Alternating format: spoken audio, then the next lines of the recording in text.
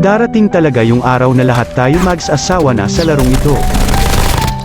Pero sana kung dumating man yung araw na yon, wag natin kakalimutan na pinasaya at binigyan tayo ng larong ito ng mga kaibigan. Yung iba nga nagkaroon pa ng jowa dahil dito mapapasana all ka na lang sa kanila.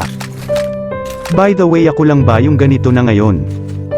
Dati kasi paggising ko pa lang ng umaga hahanapin ko na agad yung cellphone ko tapos maglalaro agad. May pagkakataon pa nga na nakakalimot na kumain ng umagan hanggang hapunan, kahit pagligo nakakalimutan na din sa Tas ngayon napansin ko na sa isang araw okay na ako sa 2 games, minsan nga hindi na now-open yung account.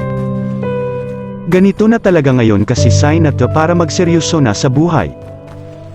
Hindi man ako naging kilala sa larangan ng larong ito, masaya naman ako na marami akong nakilala at nagkaroon ng mga tao na nabigyan ko na kunting ngiti. Paalala ko lang dun sa mga bata na bago pa lang maglalaro ng itutok yung sarili ninyo sa bagay na ito kasi pag inabuso mo yung katawan mo baka hindi ka naabutin ng pagtanda.